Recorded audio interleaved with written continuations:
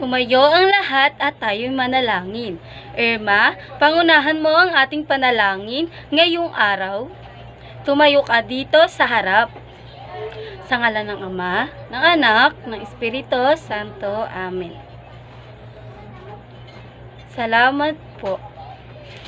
Oops, wala mo nang uupo dahil tayo ay mag-ehersisyo upang maging handa ang inyong katawan sa ating bagong aralin.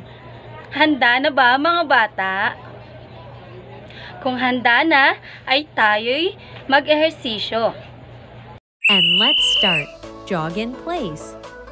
In 3, 2, 1, go! 1, 2, 3, 4, 5, 6, 7, 8, 9, 10. 1, 2, 3, 4, 5, 6, 7, 8, 9, 10. Up next, jumping jacks. In 3, 2, 1, go! 1, 2, 3, 4, 5, 6, 7, 8, 9, 10. 1, 2, 3, 4, 5. Mahuhusay mga bata, ang gagaling ninyo. Siguro ginagawa nyo palagi iyon sa inyong tahanan. Ngayon ay mag-inhale, exhale. Dahan-dahan lang mga bata ha. O, bago kayo umupo ay ayusin ang inyong mga bangko. Pulutin ang basura sa inyong upuan o sa ilalim ng inyong upuan at pagkatapos ng ating aralin ay itapon ito sa tamang basurahan. Ngayon mga bata, maaari na kayong magsiupo. Renjin, sino ang lumiban sa ating aralin ngayong araw? Nagagalak ako na walang lumiban sa ating klase. Ngayon ay ipapakita ko sa inyo ang ating layunin upang malaman ninyo kung ano ang dapat ninyong matutunan sa ating aralin ngayong araw. Narito ang ating layunin. Tapos ng aralin ay inaasahan ng lahat ng mag-aaral ay matatamo ang A, na ipamamalas ng mga mag-aaral ang pag-unawa sa mga pangunahing kaalaman sa paggamit ng pokus ng pandiwa sa aktor o tagaganap. B, nakasusulat ng pangungusap na may pokus ng pandiwa sa aktor o tagaganap. At C, ay nagagamit ang kahalagahan ng paggamit ng tamang pokus ng pandiwa sa pagpapahayag ng sariling karanasan sa araw-araw. Ngayon mga bata, may tanong ako. Ano ang ating mga batas sa loob ng ating paaralan? Sige nga, Jerica, ibigay mo ang isang batas. Mahusay. Sino pa ang gustong sumagot? Irma? Magaling. Dapat ay nakikinig kayo sa inyong guro. At pangatlo ay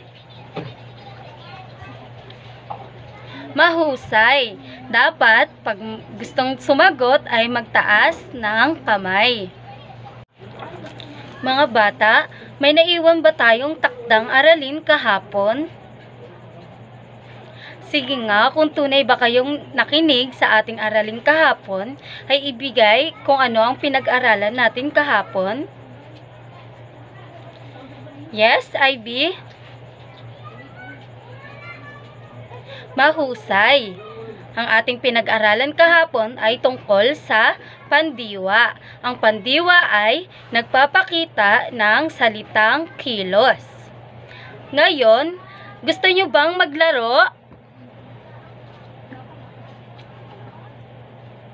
Ngayon, igugrupo ko kayo sa 4 at bawat grupo ay bubunot ng bawat larawan gagayahin ng isa nyong miyembro. Ang gagawin nyo lamang ay huhulaan kung anong kilos ang pinapakita o ginagawa ng inyong kamiyembro. Handa na ba mga bata? Pero bago tayo mag-umpisa ay meron tayong twist. Kung saan ay ang unang grupo at 4 na grupo ay sasayawin ang Ice Cream Yummy pag gustong sumagot. At ang pangalawa at pangatlong grupo ay sasayawin ang APT Dance Challenge.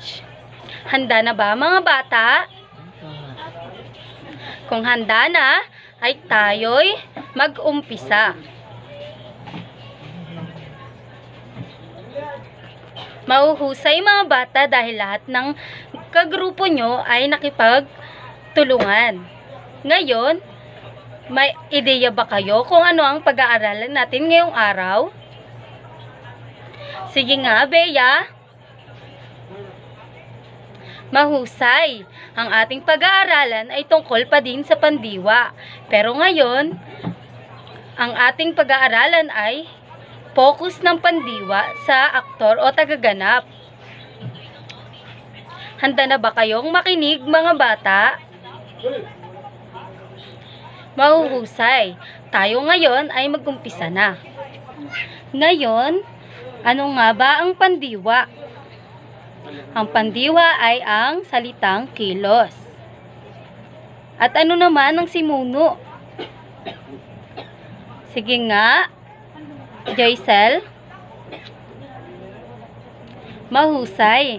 Ang simuno ay ang paksang pinag-uusapan. Halimbawa, si Rina ay naglalaro sa tabing dagat. Mga bata, sa palagay ninyo, ano ang pandiwa at simuno sa binigay na pangungusap ng inyong guro? Sige nga, Angel. Mahusay. Ang simuno sa pangungusap na aking binigay ay si Rina. At ano naman ang simuno sa aking pangungusap na binigay sa inyo? Sige nga, Yvonne. Magaling. Ang pandiwa sa aking binigay na pangungusap ay naglalaro. Mahuhusay mga bata dahil alam na ninyo kung ano ang pinagkaiba ng pandiwa sa simuno. Ngayon ay talakayin na natin ang ating bagong aralin. Ang focus ng pandiwa sa aktor o tagaganap. Ang tagaganap ng focus ng pandiwa ay sumasagot sa tanong na sino. Gumagamit ng panlaping mag, maka, at ma. Halimbawa, ang kabataan ay kumalap ng pondo upang makatulong sa nangangailangan. Ang ating pandiwa ay kumalap. At ang ating simuno ay ang kabataan. Ang pandiwa ay nakapokus sa kabataan. Kaya ang ating kabataan ang aktor o tagaganap sa pangungusap. Naiintindihan ba mga bata?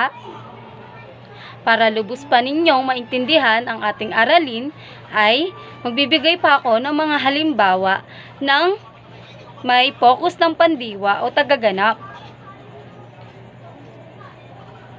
Makakahiram sila ng payong sa kaibigan.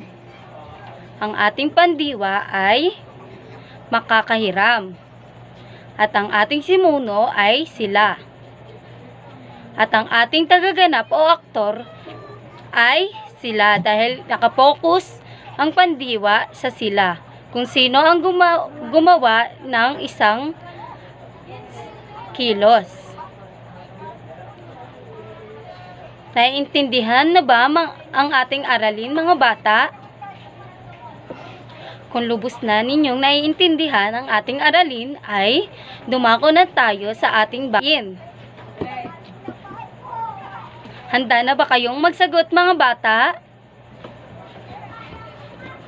Mahuhusay. Ngayon ay sagutan na natin ang ating unang gawain. Narito ang ating gawain 1. Tukuyin at kulayan. Ang ating panuto ay tukuyin kung ano ang pandiwa.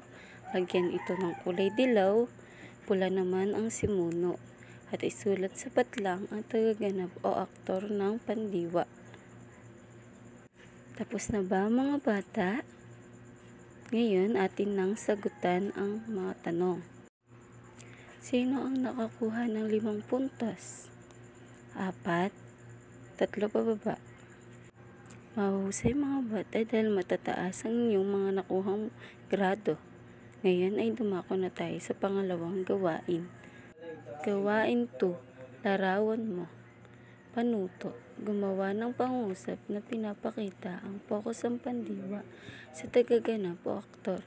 Ayon sa larawan na hawak ninyo at ipresenta ito sa harap. Narito rin ang ating rubrics. Tapos na ba mga bata? Mahuhusay mga bata. Ngayon ay dumako na tayo sa pangatlong gawain. Gawain 3. Bilugan mo. Ang ating panuto, bilugan ng aktor o tagaganap sa pangusap. Isulat ang sagot sa papel. Tapos na ba mga bata? Narito ang sagot. Sino nakakuha ng 5 puntos? 4, 3, pababa. Mahuhusay mga bata. Ngayon ay lubos na ninyong naiintindihan ng ating aralin. Sige nga, kung lubos na ninyong naiintindihan ng ating aralin ay ano ang pokus ng pandiwa? Yes, Jamie? Mahusay.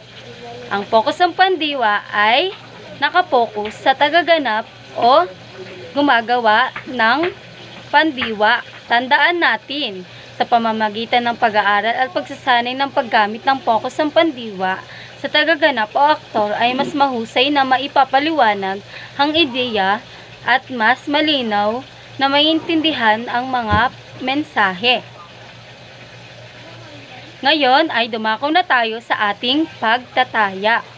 Ang ating panuto ay tukuyin ang pokus ng pandiwa sa tagaganap o aktor, isulat sa patlang. Tapos na ba mga bata? Narito ang sagot. Sino nakakuha ng 5 puntos? 4, 3, mahuhusay mga bata. Ngayon ay awitin na natin ang paalam na. Ako muna bago kayo. Paalam na sa inyo. Salamat po, salamat po, salamat po sa inyo. Ngayon ay kayo naman. Mahuhusay mga bata. Paalam mga bata, nawa ay may natutunan kayo sa ating bagong aralin ngayong araw. Mag-iingat sa pag-uwi.